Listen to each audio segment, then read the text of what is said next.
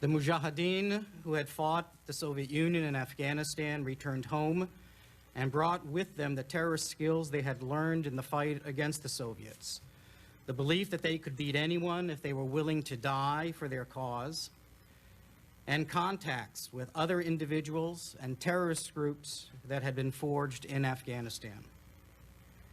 That confidence and capability was directed at those who were perceived to be a threat to their vision of Islam, whether it was their own government, the United States, or Israel. Several factors allowed al-Qaeda to emerge out of this environment as the preeminent organization and serve in many ways as the ideological and practical force unifying these individuals and groups. First of all, bin Laden and his followers possessed a utopian ideology based on a vision of the old notion of a single caliphate. This vision, while extreme, resonated among many Muslims and was attractive because it was built on a foundation of deeply ingrained cultural and religious norms and sought to redress deeply felt historical wrongs. Muslims who felt victimized by their governments, had some claim to being victims of colonialism, or felt their societies drifting into corruption could identify with bin Laden and his vision. At 18 minutes after noon on February 26, 1993, a huge bomb went off beneath the two towers of the World Trade Center. This was not a suicide attack. The terrorists parked the truck bomb with a timing device on level B2 underground garage, then departed. The ensuing explosion opened a hole 7 stories up. 6 people died. More than 1,000 were injured. An FBI agent at the scene described the relatively low number of fatalities as a miracle. President Bill Clinton ordered the National Security Council to coordinate the response. Government agencies swung into action to find the culprits. The Counterterrorism Center, located at the CIA, cornbread its files and queried sources around the world. The National Security Agency, the huge Defense Department Signals Collection Agency, ramped up its common communications intercept network and searched its databases for clues. The New York field office of the FBI took control of the local investigation and, in the end, set a pattern for future management of terrorist incidents.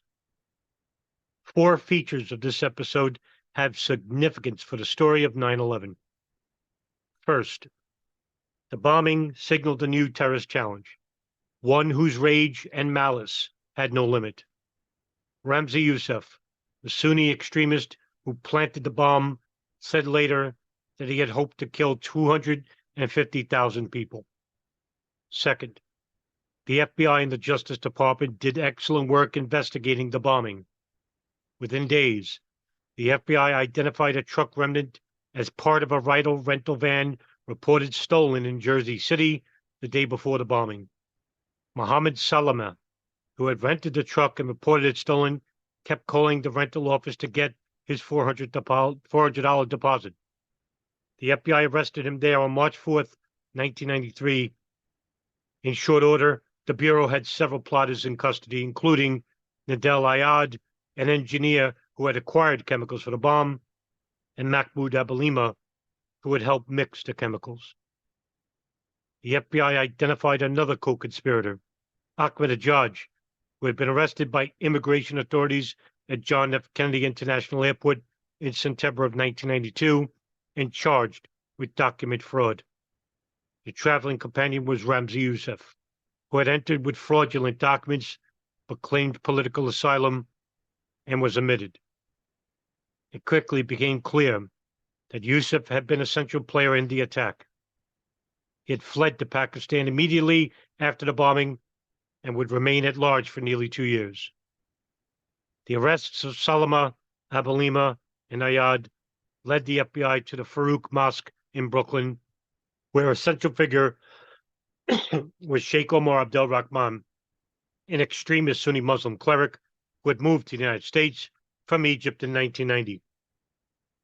In speeches and writings, the sightless Rahman, often called the blind sheikh, preached the message of Sayyid Qutb's millstones, characterizing the United States as the oppressor of Muslims worldwide and asserting that it was the religious duty to fight against God's enemies.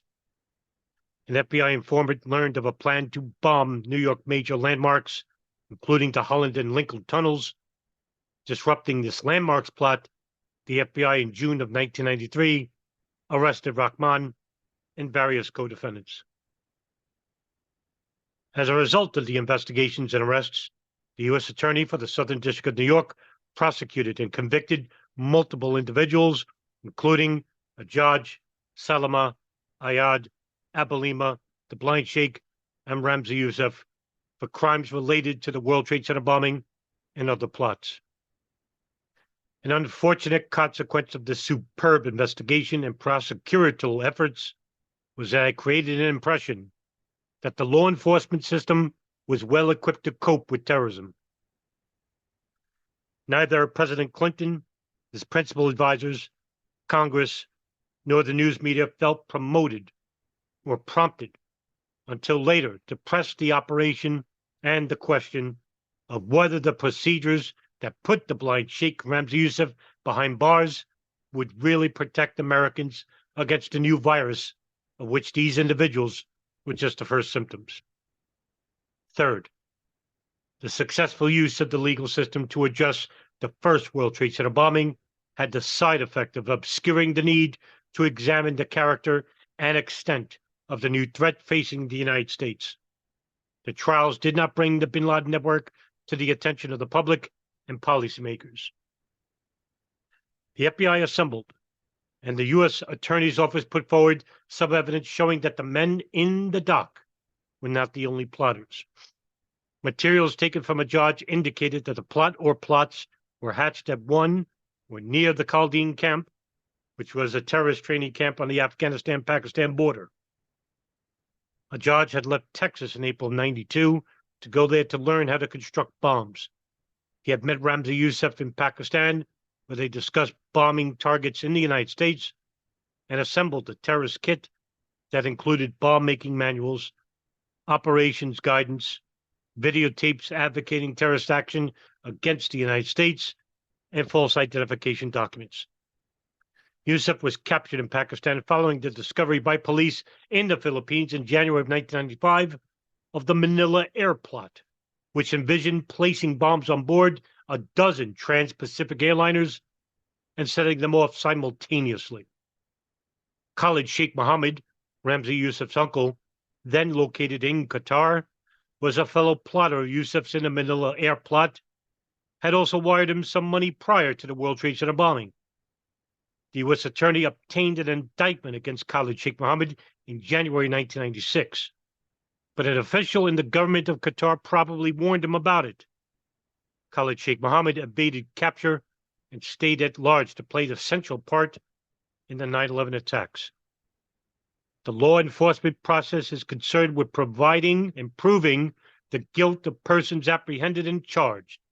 Investigators and prosecutors could not present all the evidence of possible involvement of individuals other than those charged, although they continued to pursue such investigations, planning or hoping for later prosecutions.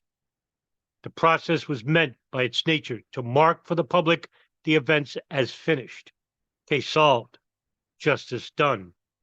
It was not designed to ask if the events might be harbingers of worse to come, nor did it allow for aggregating and analyzing facts to see if they could provide clues to terrorist tactics, more generally, methods of entry and finance, and mode of operation inside the United States. Fourth, although the bombing heightened awareness of new terrorist dangers, successful prosecutions contributed to widespread underestimation of the threat. The government's attorneys stressed the seriousness of the crimes and put forward evidence of Yousef's technical ingenuity. Yet the public image that persisted was not of clever Yousef, but of stupid Salama going back again and again